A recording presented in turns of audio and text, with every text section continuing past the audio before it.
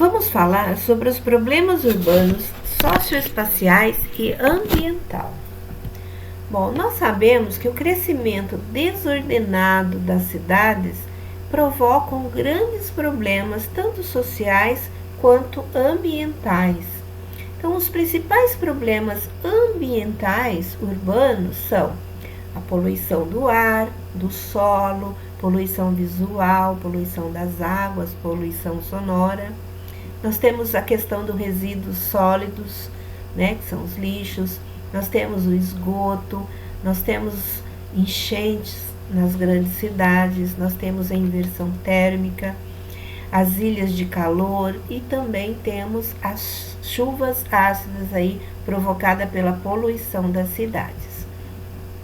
Na maioria das cidades, há favelas, cortiços e moradores sem tetos que habitam terrenos públicos ou moram embaixo das pontes. O preço da terra urbana é muito alto para grande parte da população, que não tem dinheiro sequer para pagar um aluguel e acaba morando em condições extremamente precárias. Nós temos aí a questão da violência. Então, a realidade do desemprego e o abandono do Estado força comunidades inteiras à clandestinidade, criando um modelo de vida à parte das normas da sociedade.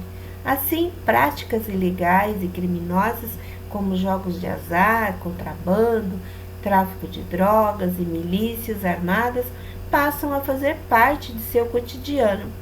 Muitas vezes recorrem de instrumentos violentos para intimidar o poder público e garantir seus territórios. O crescimento desordenado das cidades intensificou esse problema da violência urbana. E é correto dizer que essa situação acontece em função da fome, miséria e desemprego, encontrados aí principalmente nos países subdesenvolvidos. Então, no Brasil, a violência urbana é reflexo de políticas públicas ineficientes que não resolvem as situações de risco e nem conseguem sanar lacunas do desenvolvimento dos cidadãos, como o acesso a direitos fundamentais, por exemplo. Nós temos também a questão da falta de transporte coletivo, né? Que se torna um sério problema urbano brasileiro. Com populações concentradas em grandes centros, necessidade de locomoção diária, o sistema de transporte não consegue atender a demanda, né? A mobilidade urbana pode ser caracterizada aí como a maneira que as pessoas utilizam para se locomoverem. Então, e para a realização de uma análise avaliativa da mobilidade urbana, é necessário levar em conta a organização territorial, a intensidade do fluxo de automóveis nas vias de transporte da cidade, os tipos de transporte utilizado e, no contexto do Brasil, como problemas de mobilidade urbana, nós podemos citar a sobrecarga aí do espaço, né, o congestionamento, a limitação do fluxo de pessoas e mercadorias, o alto índice, né, de acidentes fatais, a ineficiência do transporte público e a poluição do meio ambiente provocada aí pelos automóveis, né, principalmente aí nas grandes cidades. Nós temos também a poluição sonora. Então, existe no ambiente urbano inúmeros estímulos externos que facilitam o desenvolvimento do estresse da população. E nas regiões metropolitanas, né, são comuns os ruídos produzidos aí por automóveis, por fábricas, pessoas trabalhando, entre outros ruídos. E é verdade que a poluição sonora, ela não se acumula no espaço como as outras situações poluentes, porém, ela é responsável por causar sérios danos à saúde, pois a exposição direta a barulhos intensos pode comprometer a audição e o bem-estar das pessoas. Nós temos também a poluição visual. O excesso de estímulos visuais na paisagem das grandes cidades é constituída em grande parte por propagandas que oferecem produtos e serviços. Você já reparou a disputa entre outdoors, faixas e placas nas ruas das grandes cidades? Então, essas comunicações, quando instaladas de maneira indevida, constituem vários problemas urbanos, dentre os quais nós podemos aí destacar a modificação do espaço público, né, a fim de veicular interesses particulares. Nós temos a deteriorização da paisagem urbana e a degradação dos elementos naturais, como vegetação, rios e lagos. Nós temos o prejuízo na percepção do espaço referente à referenciação espacial e localização, e além do trânsito, né, de pessoas nas cidades. Outro problema muito comum em grandes centros é a produção de lixo. E o destino final dos resíduos sólidos é um dos grandes problemas das cidades brasileiras, um dos maiores. Então, são raras as que dão um tratamento adequado às sobras descartadas por seus habitantes. Na maior das vezes, né, o lixo é depositado a céu aberto nos chamados lixões, sem nenhum outro cuidado.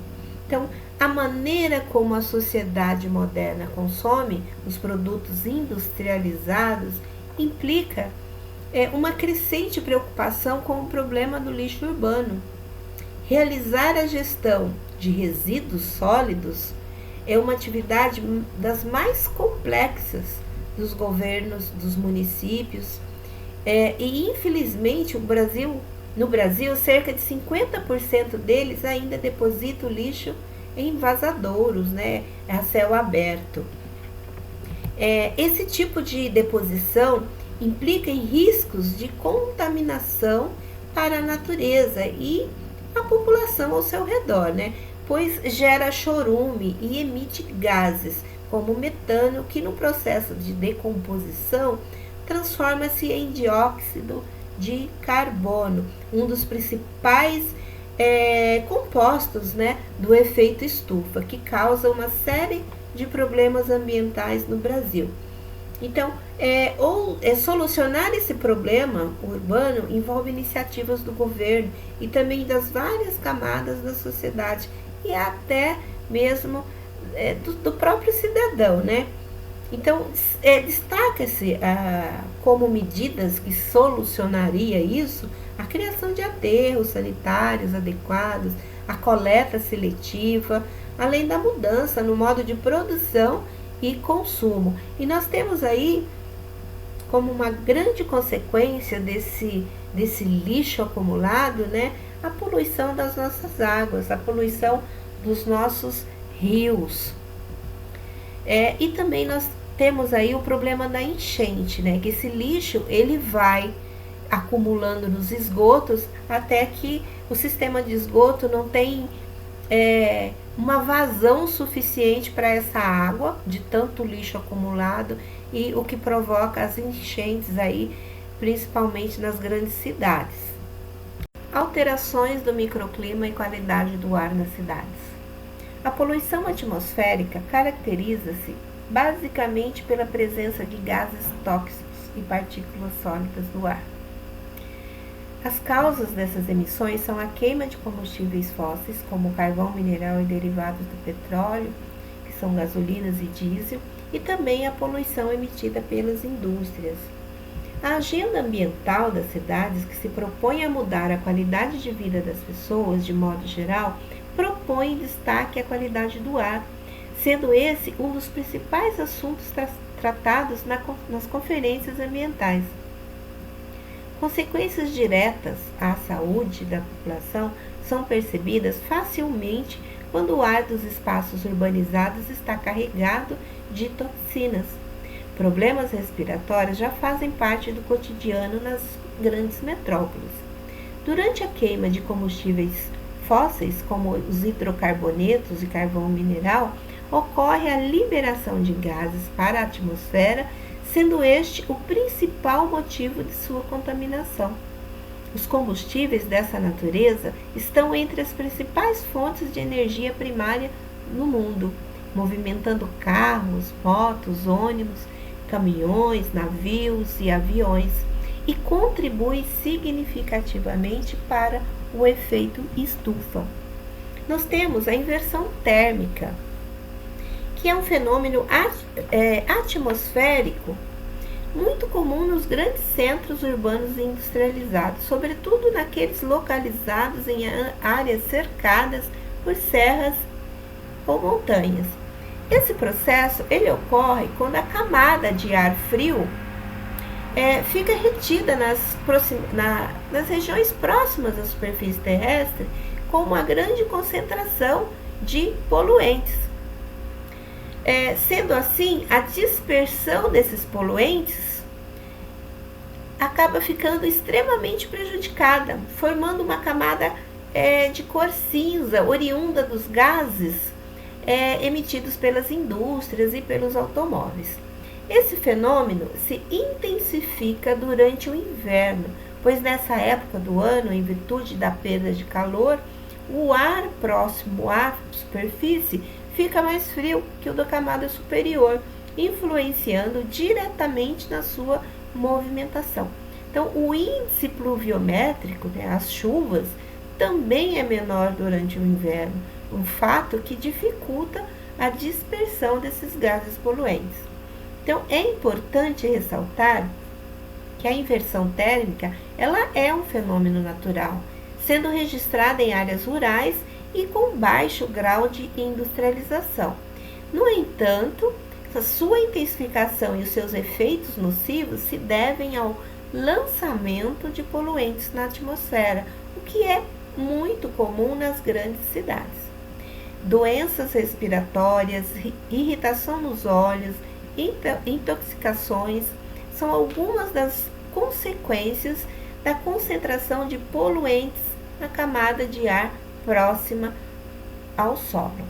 Nós temos aí também a ilha de calor, né? O que é a ilha de calor? É um fenômeno climático que ocorre a partir da elevação da temperatura de uma área urbana se comparada a uma área rural, por exemplo. Então, isso quer dizer que nas cidades, especialmente nas grandes, a temperatura é superior à de áreas periféricas, né, consolidando literalmente numa ilha, formando essa cidade como se fosse uma ilha. Então, a cidade ela é bem mais quente que a zona rural, tá? Formando aí uma ilha de calor. Então, a ilha de calor ela pode ser percebida em períodos diurnos e noturnos, mas o ápice da diferença da temperatura entre áreas urbanas e rurais acontece ao anoitecer, pois a área rural ela se resfria mais rápido do que a urbana, que aqui tem muros, calçadas, asfaltos e todo tipo de edificação.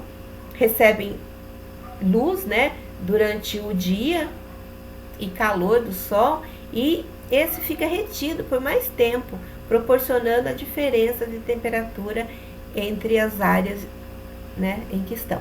Então, na área urbana, toda a luz e o calor recebido durante o dia aí, toda essa pavimentação dificulta a liberação do calor, tá? Enquanto na área rural não tem pavimentação, então a liberação de calor ela é bem mais rápida, então tornando aqui um pouco mais frio. Então, na área rural e florestal, a cobertura vegetal possibilita o processo de evaporação e evapotranspiração, amenizando aí as temperaturas, o que não acontece nas grandes cidades, que estão impermeabilizadas e sem cobertura vegetal, certo? Nós temos aí, por isso, a questão da chuva ácida. O que é essa chuva ácida? Então, é a precipitação com a presença de ácido sulfúrico, né? Ácido nítrico e nitroso, resultantes aí de reações químicas que ocorrem na atmosfera. Então, todas as chuvas, elas são ácidas, mesmo em ambientes sem poluição. Porém, as chuvas, ela torna-se um problema ambiental quando o seu pH é abaixo de 4,5. Então, elas resultam da quantidade exagerada de produtos da queima de combustíveis fósseis liberados na atmosfera em consequência das atividades humanas. Então, para a natureza, as consequências das chuvas ácidas são a destruição da cobertura vegetal, da acidificação dos solos e das águas de rios e lagos. Então, um exemplo aí da consequência da chuva ácida foi observado no Brasil, no município de Cubatão, né, em São Paulo. Então, onde apresenta grande concentração de indústria, e a chuva ácida destruiu a vegetação da encosta aí da Serra do Mar, expondo o solo e a erosão. Então, essa chuva, ela é extremamente prejudicial aí à vegetação e aos peixes, ok?